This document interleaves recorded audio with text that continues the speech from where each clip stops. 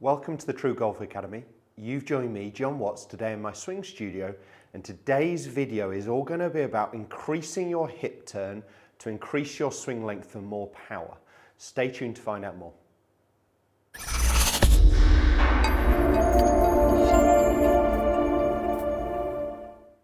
Right, as mentioned, today's video is going to be about increasing your hip turn and how increasing your hip turn on the backswing can help make a bigger turn away from the target and help you develop more speed and more power. So I still find a lot of golfers who are really trying to hold their lower body so steady on the backswing that they limit the amount of shoulder turn you can create on the backswing.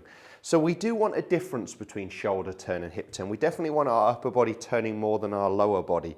But if our lower body underturns and we really try and hold that in position and it limits how much shoulder turn we're making, we end up with a very short swing. We generally end up with a poor sequence as well on the downswing, and we're definitely losing speed and losing power. The first thing I want to touch on is how turning the hips will straighten that trail knee. And you've probably heard me and other YouTubers talk about this before, but we see that when this trail hip is turning, which it has to on the backswing, the trail knee will start to straighten. There have been some real elite golfers, and there are still real elite golfers with that lead leg dead straight by the time they make their full backswing. Bubba Watson, obviously being a prime example of that, who hits the ball plenty far enough. But we saw it with a lot of greats, Sam Snead and the likes, where that trail leg would be very straight. So don't worry about this leg straightening to allow your hips to turn if that means you can make a bigger shoulder turn. If you are someone with a slightly more upright backswing, you won't turn your hips as much, you won't lose as much flex in this trail knee. If you're someone with a slightly more rounded backswing, so I want you to imagine the difference between the Jim Furyk backswing position and a Matt Kuchar backswing position. And Matt Kuchar, much more round his body, is definitely going to have more hip rotation, and that trail knee is going to straighten more. But there's more than one way to play this golf game, as we know. But what I want you to try and do is really make sure you're able to achieve at least 90 degrees of shoulder turn, and just see what amount of hip turn you have to create to allow that. So a great way to do it is just by using a tour stick through your belt loops. I'm going to have most of it, especially when I go ahead and actually make a fuller swing, I'm going to have most of the cane pointing outside my trail hip, just so it's not in my way here.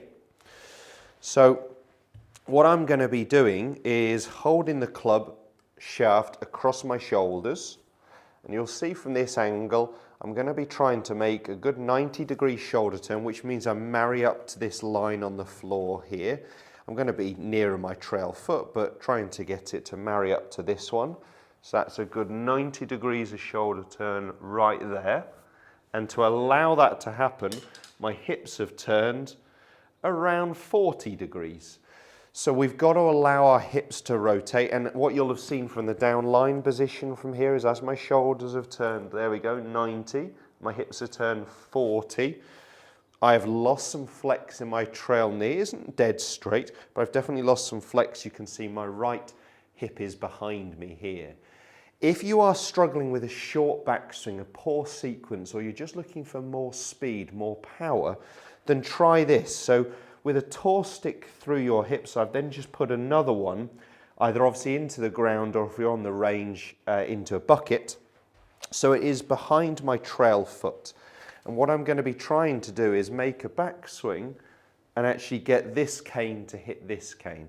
The further behind me that is, the more I've got to turn the hips, and the closer it is towards my center, I guess, rather than my trail foot, so more in line with my backside, again, the more hips we have to create on the backswing, more hip turn.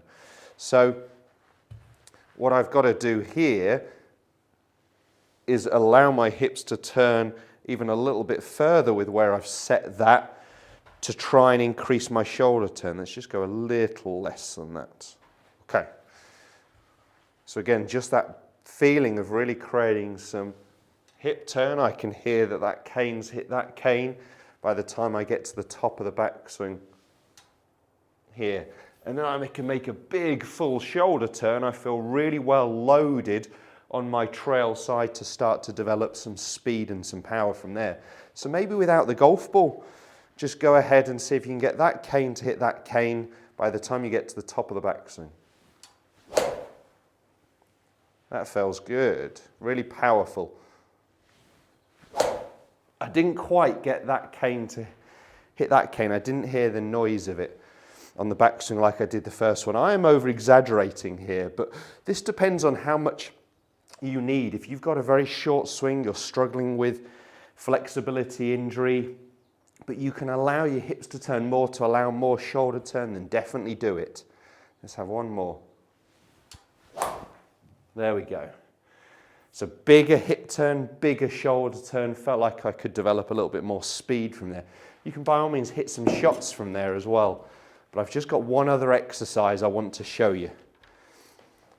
I know it's not very practical, excuse me for darting out a shot, to have a swivel chair, an office chair with you on the driving range. But most of you have probably got some kitchen stools, something that turns, something that swivels that would do the job here. So you're actually going to use the back of the chair or the back of the stool. It's great if we can obviously get something that moves like this. So against my back side, and I want my right hip to turn into the chair, and as my right hip turns into the chair will actually turn to the left. So you'll definitely feel your hips are turning. You can start to monitor how much hip rotation you're getting. This works really well for the backswing as well as the downswing that we're not focusing on in this exercise, but a big hip turn, and my right bum cheek has actually got that chair to swivel on the backswing. So it's a fantastic exercise. Again, if you're trying to hold these hips too locked, too straight, allow them to turn. So if we can get our right bum cheek really turning into the side of that chair. I've swiveled that chair, you know, a good 40 odd to 45 degrees again. So I've really got this chair turning because my hips are rotating. Let me see if I can go ahead and just hit one now that I've done those exercises, just trying to increase my hip turn, increase my shoulder turn, and develop a little bit more speed, a little bit more power. So for practice swing, feeling it. Big hip turn, big shoulder turn, open up on the backswing to develop some speed.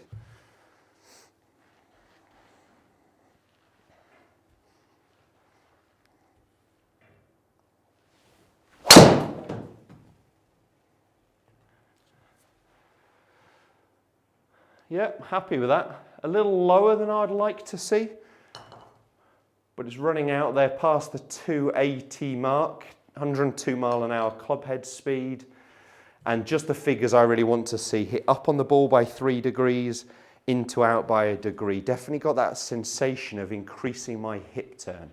As I said, if this is something you struggle with, if you've got a very short backswing, if you're struggling with injury, if you're really looking for some more speed, then allow those hips to turn more on the backswing to create a bigger shoulder turn. I know you're going to be able to develop some more club head speed and more potential distance. If you did enjoy the content video, make sure you subscribe to the channel. It is for free. It's the best way to stay in touch and never miss a video again. New content every Monday, Wednesday and Friday at 5:30. Thanks guys, we'll see you soon.